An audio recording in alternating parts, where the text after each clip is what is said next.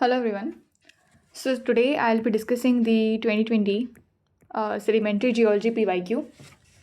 Although I have explained in my previous video that total 120 questions come and we have total 10 subjects. From each questions 12 from each unit we have the 12 questions. तो sedimentary geology में हमारे 12 questions होते हैं and 12 या फिर 12 के बराबर तक कुछ इस तरह से आपका इक्वेशन चलता है. ऑल्सो जो ये वाला क्वेश्चन पेपर है मतलब इस वक्त जियो साइंटिस्ट का प्रीलिम एग्ज़ाम जो है वो पहली बार ऐसे कंडक्ट करवाया गया था. इससे पहले सिर्फ मेंस हुआ करते थे. तो इसका जो पैटर्न है वो थोड़ा सा अब अलग है और आपको ये पैटर्न ज़्यादा फ़ायदा नहीं देने वाला क्योंकि अभी बिल्कुल अलग स्टैंडर्ड से क्वेश्चंस आते हैं. लेकिन एक नॉलेज के लिए हम लोग इनको सॉल्व कर सकते हैं बिकॉज कहीं ना कहीं ये मेंशन हुए हैं पेपर में. So I be discussing that. Coming from the 57th question. So the difference between carbonate and siliciclastic sediment is. पूछ रहे हैं कि कार्बोनेट और सिलिसिक्लास्टिक सेडिमेंट में क्या फ़र्क होता है. 4 ऑप्शन दिए हैं.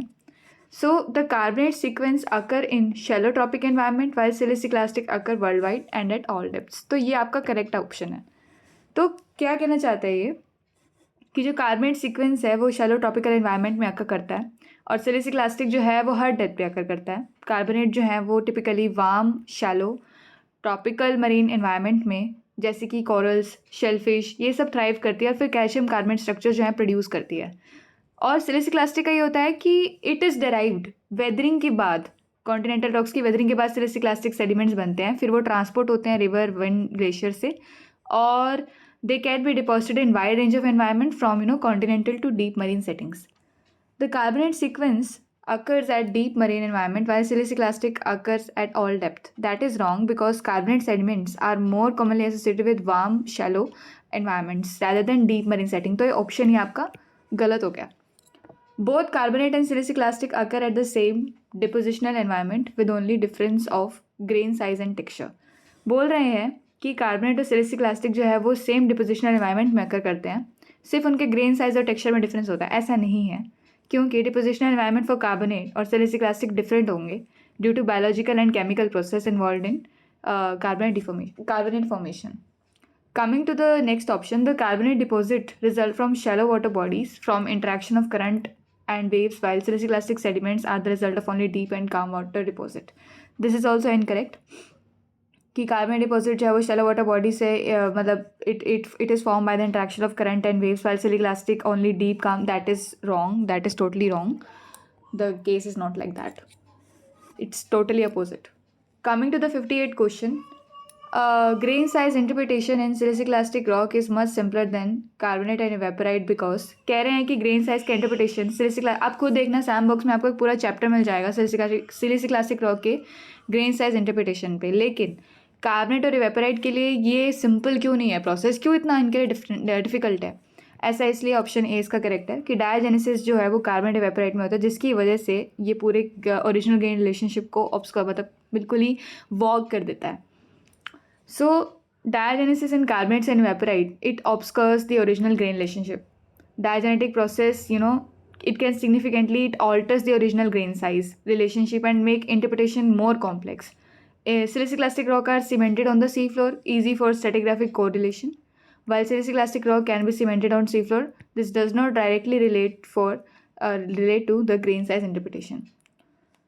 For carbonate and evaporite, there is climate is no constraint. Sediments occur, worldwide at all depth. This statement is not accurate as climate does influence the deposition of carbonates and evaporites. These are the statements and here is the explanation. Okay. Up to this there is a statement. पहली statement थी कि diagenesis जो है वो आपके carbonate और इवेपोराइट के grain relationship को बहुत ही मतलब चेंज कर देता है, उसमें बहुत वेरिएशंस ले आता है. ऐसा सच है. और बोल रहे हैं कि कार्बोनेट और इवेपोराइट क्लाइमेट मतलब जहाँ पे बनते हैं वहाँ पे क्लाइमेट का कोई रोल नहीं होता. ऐसा नहीं है. क्लाइमेट बहुत रोल प्ले करता है आपके कार्बोनेट और इवेपोराइट्स की फॉर्मेशन में और डिपोजिशन में. In carbonate sediments periodic exposure of sediments during deposition leave deposits relatively unaffected. Carbonate sediment जो है periodic exposure of sediment lives deposits relatively unaffected. So इसका एक्सप्लेनेशन है कि carbonate sediments are often affected by the exposure and diagenetic process which can complicate the grain size interpretation. Okay. So that is all. Coming to the 59 question, hard grounds के बारे में पूछ रहे हैं कि ये क्या है. 4 ऑप्शन दिए थे, डी वाला करेक्ट था. रेजिस्टेंट सरफेस, एक ऐसा रेजिस्टेंट सरफेस जो कि ऑल्टर किया गया है इरोजनल इम्पैक्ट से लार्जर ऑब्जेक्ट्स इंटरनल फ्लो. मान लीजिए ये आपका सरफेस है, ठीक है, इसके ऊपर से आपका फ्लो जा रहा है काफ़ी मतलब सही अमाउंट में एंड स्पीड में, जिसकी वजह से जो लार्ज ऑब्जेक्ट से कैरी आउट कर रहे हैं इसके इरोजनल इम्पैक्ट से जो सरफेस है वो ऑल्टर हो रहा है, तो वो रिजल्ट करता है हार्ड ग्राउंड्स की फॉर्मेशन में. Microscopic erosional surface on underside of bedding plane formed by a natural cast of erosion feature. So this is not something that describes the hard ground. कह रहे हैं कि माइक्रोस्कोपिक इरोजनल सरफेस है bed plane के under side में, ठीक है. Next option is vortex erosion typically at the base of turbidity currents. This describe the erosional features but not hard ground. Okay. These are the erosional structures. Let me tell you, these are the erosional structures, and they are giving the information about them in sandbox structures chapter. You will definitely get this. Organically bored surface which encrusted with fossils in growth position. So this can be characteristic of hard ground, but it is not in primary definition. Okay, मतलब it is somewhat aligning with what we are what we are trying to find out, but it's not the accurate option. Resistant surface altered by erosion impact of large object entered in the flow. Hard grounds are resistant surface, often exposed and hardened, and it is altered by erosion impact. So this option is correct. Coming to the 60th question, in sedimentary rocks, the beds that contain internal layer that are essentially parallel to bounding bed surfaces are said to be. Characteristic दे दिए कि sedimentary rock है पहली तो, दूसरा internal layers present है, एक दूसरे से parallel है, बाउंडिंग प्लेन सरफेस से भी पैरेलल है. तो ये कौन सा होता है? बाउंडिंग बेडिंग सरफेस से भी पैरेलल है. तो ये करेक्टरिस्टिक काफ़ी आपको हेल्प करेगी फाइंड करने में कि वो क्या पूछना था. That is a planar stratified. Planar stratified, it refers to the layers that are parallel to the main bedding plane, indicating deposition in relatively calm environment. Also remember one thing, अब ये नहीं पूछेगा कि इसकी स्टेटमेंट क्या है, अब ये पूछेगा कि प्लेनर एनवायरनमेंट का एनवायरनमेंट मतलब प्लेनर स्ट्रेटिफाइड जो बेडिंग्स होती है उनका एनवायरनमेंट कैसा होता है. दैट इज़ अ काम एनवायरनमेंट, वहाँ पे ये डिपॉजिट होती है. Now cross stratified, it refers to the layers that are incline to the main bedding plane form by ripple और ड्यून माइग्रेशन. सो ये जो लेयर्स होती है ये मेन बेडिंग प्लेन के इंक्लाइंड होती है, और फिर रिपल और ड्यून माइग्रेशन जो है क्रॉस स्ट्रेटिफिकेशन में रोल प्ले करता है. कंपोजिट बेड्स, ये सीक्वेंस ऑफ बेड्स है जो कि डिफरेंट कॉम्बिनेशंस दिखाते हैं आपके स्ट्रेटिफिकेशन के. Laminated bedding, very fine layers होती हैं, ठीक है, ऑलमोस्ट फ्यू मिलीमीटर्स थिक, और ये वेरी लो एनर्जी इन्वायरमेंट में बनते हैं. सो क्रक्स देखें तो क्रॉस स्ट्रेटिफाइड जो है वो इसमें इंक्लिनेशन होता है cross stratified. Just you should get the कि क्या cross stratified. And it happens because of ripple or dune migration. Planar is something that is present in calm environment. Composite beds you get from the name. Laminated bedding, very fine layers up to few millimeter thick, and it happens in low energy environment. Coming to the 61 question, this is also on the structure. So ichnofaces के बारे में पूछ रहा है कि it is dominated by deep vertical burrows in tidal zone is named the. तो इसने characteristic दे दी कि ऐसी इग्नोफेसिस जो कि डीप वर्टिकल बरोज में है और टाइडल जोन में प्रेजेंट है. जोन भी दे दिया, डीप वर्टिकल बरोज भी दे दिए, तो कौन से है? इट्स स्कोलिथोस. स्कोलिथोस एक ऐसी इग्नोफेसिस है जो कि deep vertical burrows created by organism, and it is found in high energy environment such as tidal zones. Cruziana, ये कैसी इग्नोफेसिस होती है जो कि करेक्टराइज करी जाती है हॉरिजॉन्टल इंक्लाइन बरोज और ट्रैक्स में, और ये शैलो मरीन एनवायरनमेंट में फाइंड की जाती है. जूफाइकस एक horizontal to oblique burrow, and it's find in deeper marine environment. Nereites, ये ऐसी इग्नोफेसिस होती है जो कि कॉम्प्लेक्स फीडिंग पैटर्न्स और टेल से बनी होती है, and it is find in deep marine environment. Zoophycos, Nereites, they both are find in deep marine environment. Cruziana in shallow marine environment, and it is present in tidal zone with high energy environment. Okay, coming to the 62nd question, पूछ रहा है clastic ratio लिथोफेसिस क्या है. इससे आपको पता होना चाहिए कि एक्चुअली में क्लास्टिक रेशियो क्या है. तो 4 ऑप्शन है. आई विल एक्सप्लेन यू कि डिटेल में कि क्लास्टिक रेशियो क्या होता है.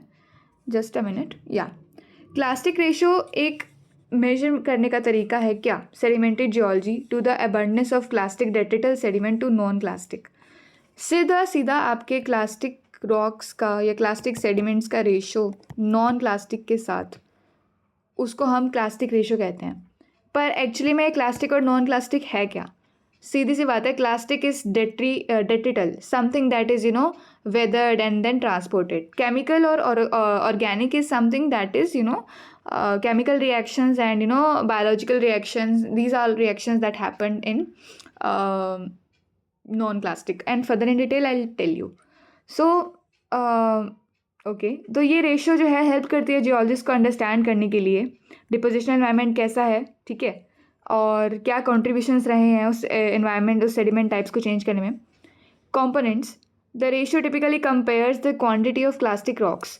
अब रेशियो में क्या है, क्लास्टिक रॉक्स में कौन कौन से आते हैं, सैंडस्टोन, कॉन्ग्लोमरेट, मडस्टोन, ये सब क्लास्टिक रॉक में आते हैं because they are detrital. Non clastic rocks, limestone, dolomite, evaporites, coal, they are the non-plastic one. Plastic rocks, conglomerate मैंने बताया था, आपको पता ही है, sandstone भी, mudstone भी आपको पता है. Non-plastic में you know what is limestone, dolomite, of course it's like that, but it contains certain amount of significant minerals, that is magnesium more in it. Evaporites, coal is there. Calculation, plastic segment to non-plastic. So in an example we use conglomerate, sandstone, mudstone, limestone, dolomite, evaporite, coal. जब high clastic ratio आती है किसी चीज़ की, तो यानी कि वो प्लास्टिक सेडिमेंट्स उसमें डोमिनेट कर रहे हैं, जिसकी वजह से वो एक हाई डिपोजिशनल एनवायरनमेंट है जो कि वेदर हुआ है और फिर वो रिवर्स और विंड्स और ग्लेशियल एक्टिविटी के थ्रू ट्रांसपोर्ट हुआ है. लो क्लास्टिक रेशो अगर कहीं आती है तो एक लो डिपोजिशनल एनवायरनमेंट है जहाँ पे कोई ट्रांसपोर्टेशन नहीं है, such as deep marine settings, lagoons और इवेपोराइट बेसिन्स, वहाँ पे ये मतलब जनरेट हुए हैं, मतलब it's environment that is in low energy environment. So एक एग्जांपल ले लो कि we have a sedimentary sequence जिसके अंदर हम देखते हैं कि conglomerate is 30, sandstone is 40, mudstone is 20 and here the 10, 5 and 15 these all the non plastics are like this. तो क्लास्टिक रेशियो इनको ऐड करा तो it would be 2.57. Okay, so this means there is a higher proportion of plastic sediments as compared to non-plastic. So that's all about the classic ratio. I hope you will keep this in mind, so it won't be difficult for you to okay. So पहले आप ABC देख लीजिए. Conglomerate, dolomite, पहली गलत हो गया. Conglomerate, dolomite गलत, conglomerate गलत, क्योंकि डोलोमाइट हमारा जो है वो नॉन प्लास्टिक में है, तो आपको हमारा डी ऑप्शन जो है वो सही है. 63rd, मतलब अगर आपको एक भी इनमें से पता है कि मतलब दिस रेशियो, मतलब डोलोमाइट अबाउट वेपर, अब you know about a single, even if you use common sense you would be able to answer this. Coming to the 63rd question, textural maturity of sandstone is determined by. किसी चीज़ की textural maturity कैसे determine करी जाती है, तो answer है relative abundance of matrix. Abundance, matrix की अबंडेंस कितनी है और कितनी राउंडिंग हो रखी, कितनी सॉर्टिंग हो रखी है, वो आपको टेक्सचरल मैच्योरिटी बताता है. एक ऑप्शन है relative abundance of stable and unstable framework grains. Stable and unstable framework grains के बारे में आ गई, तो ये मिनरलॉजिकल मैच्योरिटी की बात कर रहे हैं, ना कि टेक्सचरल मैच्योरिटी के लिए. टेक्सचरल मैच्योरिटी में बहुत वाइड एस्पेक्ट कवर होता है, matrix, rounding, sorting, everything. Ratio of matrix and well-defined grains under hydrostatic condition, so it's not something that accurately describe it. And the other option, the relative abundance of matrix and the degree of rounding and sorting of framework grains. This option correctly tells us about what we have already discussed. Now last option, the proportion of coarse grain sediments to fine grain sediments when the matrix is absent. This option does not accurately describes the textural maturity. Okay. Now coming to the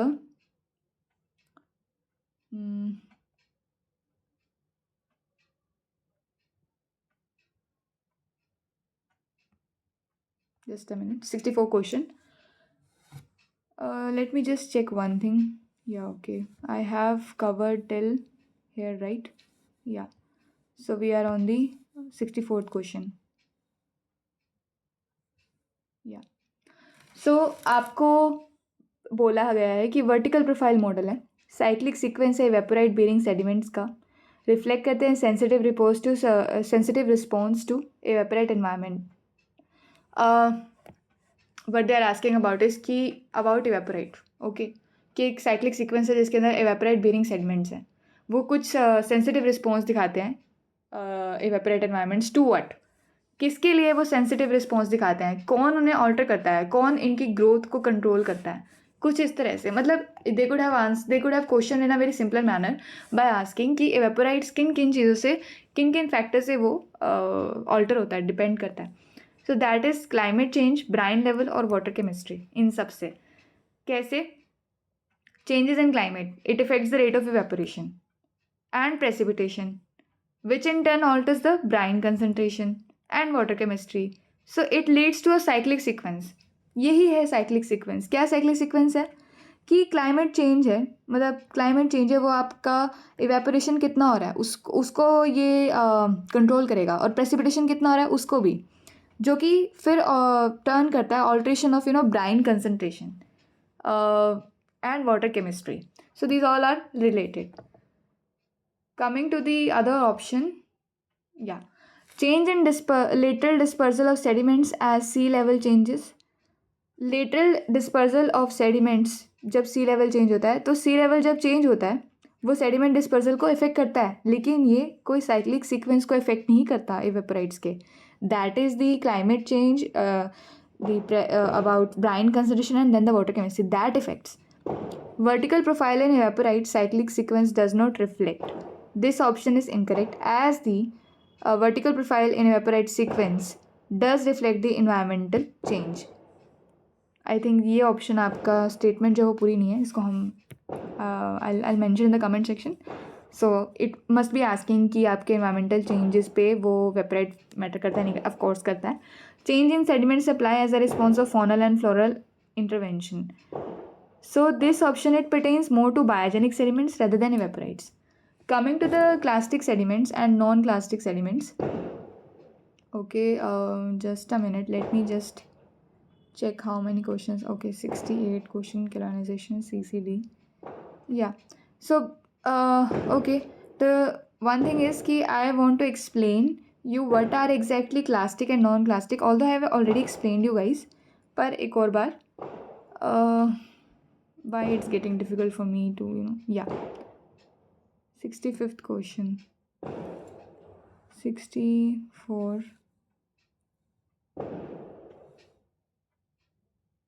Yeah. Yeah.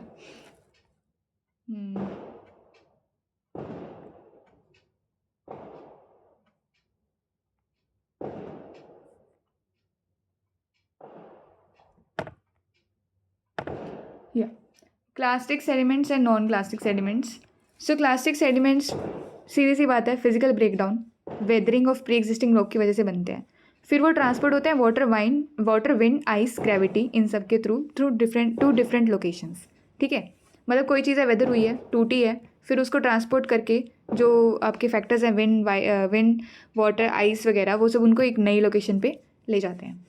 So they consist of fragments or clasts of rocks and minerals. They can vary in size from tiny particles to large boulders. So sandstone, shale, conglomerate and breccia are the example. They typically have a granular texture. Now keep in mind what kind of texture these clastic rocks have. They have granular texture and they are visible to the naked eye under a microscope.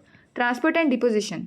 These clasts are sorted by their size, shape, density during transportation, and it leads to a range of sedimentary structure like bedding, cross bedding, graded bedding, different kind of bedding. So yeah, non-clastic, they are formed by chemical precipitation from solution or accumulation of organic material. So they are not derived by the physical breakdown of pre-existing rock. They consist of minerals precipitated from solution and organic material. Common minerals के example है calcite, aragonite and gypsum as well as halite. Limestone, chert, rock salt, coal. Texture. Chert is also our non-clastic one. Okay, sometimes people get confused and the questions are asked like this. Chert को लगता है कि हाँ clastic नहीं, it's non-clastic. They have a crystalline texture because they are when formed chemically, and biogenic texture when they are formed from the organic material. Formation process, these sediments form in variety of environments such as shallow marine settings where organisms contribute to limestone formation, or evaporite basins where mineral precipitate from evaporating water.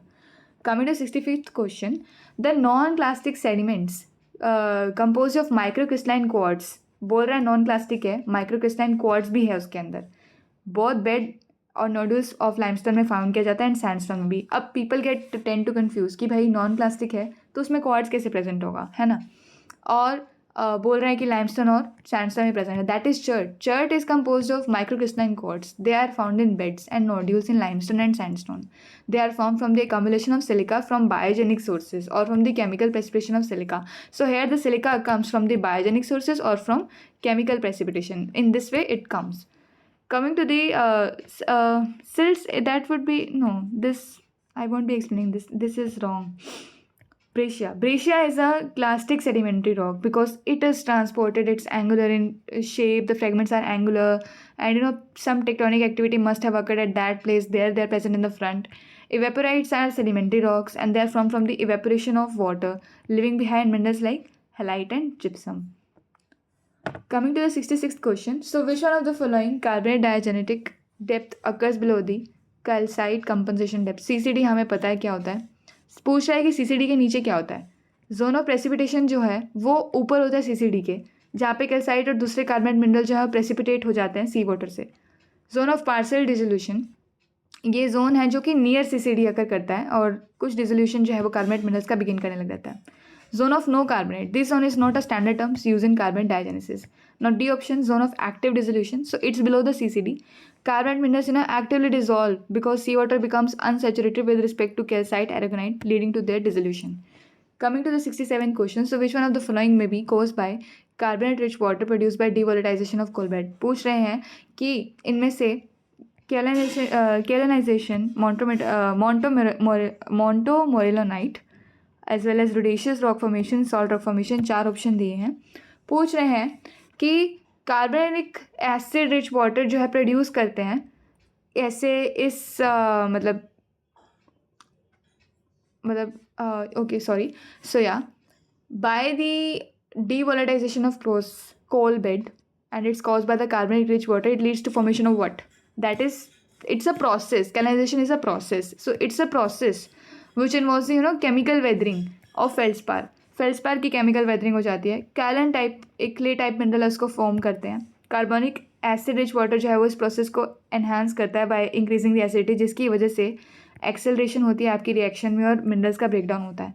तो devolatilization of coal bed और साथ ही में this acting as a catalyst, so it is something that leads to a formation of kaolin, that is known as kaolinization, and it is happens because of the chemical weathering of feldspar. That is a reaction series and it is present in Samborg's first chapter. There you can see what is kaolinization and all.